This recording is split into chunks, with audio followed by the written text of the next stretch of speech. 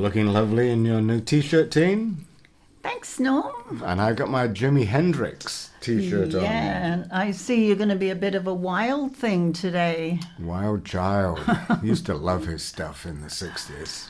Really is an amazing guitarist, one of a kind. Great to have his t-shirt. So we're going to talk today about a subject that really doesn't get talked about enough, and that is time. Time in retirement. But it's not just retirement, it's time in life. And we really want to shed a bit of light on that subject using our experience of time in retirement. So, hopefully you'll stick with us. In the meantime, we are Tina and Norm. And we talk all things retirement, travel, and anything you might want to talk to you about. So, Teen, time. We're 10 years in retirement. Yes, we are. You're 68 and I'm going to be 70 in a couple of months. Yes. The only thing that you tend to see big in retirement is advertising from financial institutions. And what do they want us to do, Teen? They want us to keep saving all our money, don't they? And they want to keep the conversation on money. Yeah. In fact, that's really what their focus is, isn't it? Is money. And they don't really want you to hear anything else. But that's only one leg of the retirement stool. The other one is health, where you can help yourself and promote your own health. And the other leg of the stool is time. And it's how do we cope with time?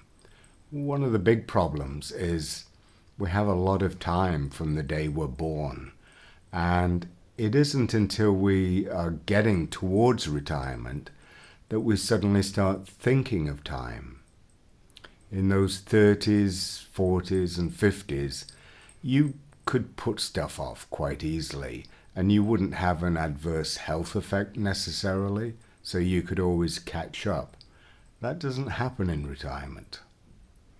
No, everything really takes on a different sort of world of its own as soon as you move into retirement, which is the next chapter of your life from moving on from your 50s, isn't it? Well, hopefully, if you can manage to retire early. So it is something to look forward to, but you have to be really careful about the things that can happen in that time. So just to give an example of time that we can see looking back, say you have a 20-year-old grandchild, and it's clear that they're never going to have a number one hit single or write a blockbuster novel. They get their first job, but if they were around about 25 and they saved 10% of their income every month with an automatic debit going to a simple investment like an ETF based on, say, the S&P 500 or the Toronto TSX, by the time they were going into retirement, they'd be millionaires. They might be a multi-millionaire with absolutely no talent other than working hard and being financially astute. Because what they maybe don't realize is that that small amount of money that you put away over time can, as Norm said, make you a millionaire. And actually, that was one thing that we learned, Norm. It was. We learned that from reading the Wealthy Barber book, didn't we? We did indeed. And it helped us there.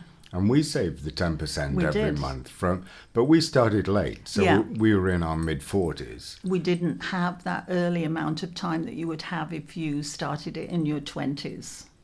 So retirement, the golden years, we have lots of names for it. But these names are just masking the fact that it's the rundown to your life. It's the closing chapters. There's another name. So what we want to do is to share some of the experiences that we've had. Just in the brief 10 years of our retirement, we can already see these changes, and we want to talk to the people who are yet to retire in their 50s or just retiring in their 60s. But before we get to that, we'd like to thank NordVPN, today's sponsor of our video. And if you're not aware of NordVPN, it's an absolutely super VPN that will keep you safe on the internet. One of the things that I love too with NordVPN, Norm, is that you can put 6 devices on. And so when we're traveling, we can put our iPads, our cell phones, everything's on, and I feel so much safer. So a virtual private network, and in particular NordVPN, is extremely safe. We've had NordVPN for 3 years, and we use it all the time that we travel. And we also use it to geolocate. So if we want to do internet searches in England, for instance, looking for accommodation or tours, we can tell NordVPN that we would like our signal routed through England, even though we're in Canada. It's a great tool for that. Plus, it keeps you safe on the internet. Yeah. And if you decide to go ahead with NordVPN, you'll see a link that we've put in front of us here. Use that, and you'll get a discount and an additional 4 months free. It is a great deal, isn't it? And we would like to thank NordVPN for sponsoring our video today. So, time in retirement. We were carefree when we were starting retirement. I was 60, Tina's 58 when we first went into full-time retirement. Yeah. Since then, once I got to 65, noticed the odd ache and pain. But the thing about health issues in retirement is that money won't necessarily fix them. So your fixation on money is good because we don't want to run out of money before we die. But, for instance, I've got 2 bulging discs in my lower back. And so I've talked to my doctor about it.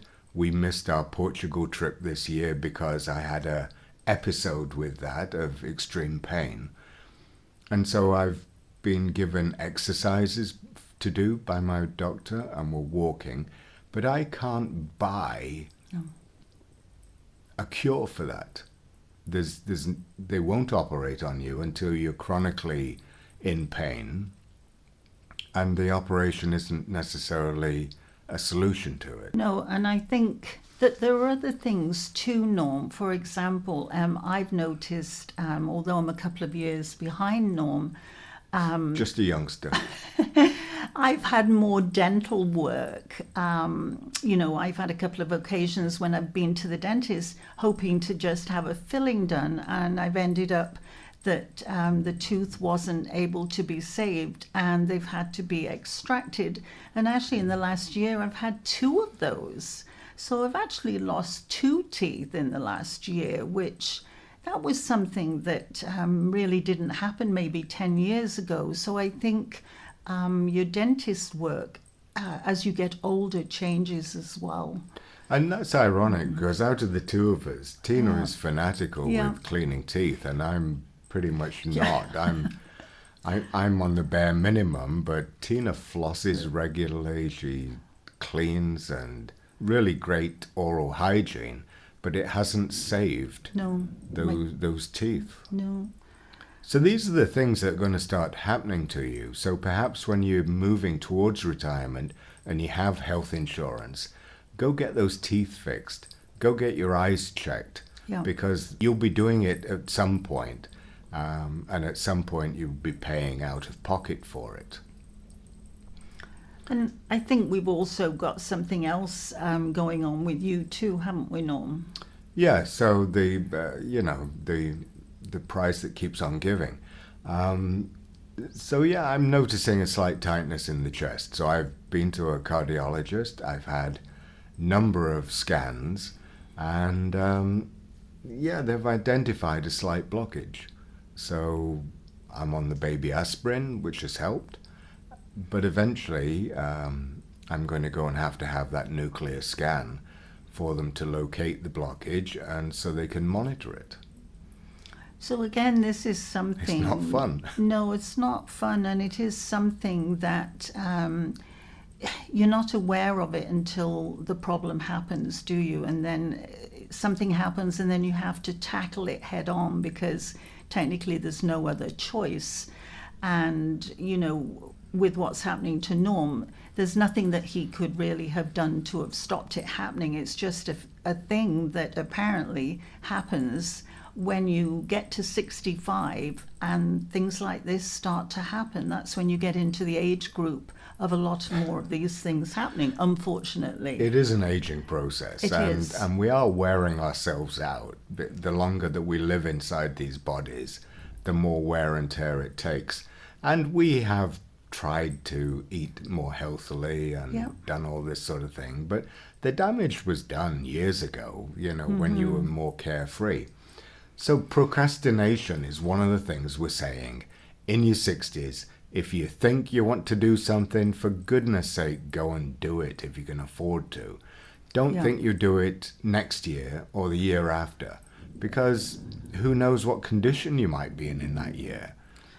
Yeah, I was going to say, we talk to so many people who say, oh yeah, well, I'm going to do this, I'm going to take that train trip, we're going to do it in a year or 2 years. And we're saying, no, if you really want to do something like a cruise or a train trip, do it now. Like if I remember a couple of years ago, Norman, we did the train trip, the Canadian train. We actually saw the deal and we went within 2 weeks. It was a great deal and we just went and did it. And we're so glad we did because so many people keep putting it off. And then something might happen to your health and then you don't get to do it. So we are very impulsive people. So if we do see a cheap deal, and we do have these lists of emails that we're on for travel companies. If a hot deal comes up, we'll go on it. So we haven't lost that mental enthusiasm. All that we really want to leave you with a message is that time is something you can't buy. It's not infinite, and we're using it one day at a time at the end of our life. And there's nobody advertising in the media telling you how to use time. They're there telling you how to save for retirement and how it's all going to be walks on the beaches and cocktails at the sunsets. It isn't. If you think you have enough money, then just retire, enjoy the time. And if you haven't got enough money, try and cut your overheads so you can live within your means. So we hope everybody's keeping well. And staying safe. And until the next time. Bye-bye. Bye-bye.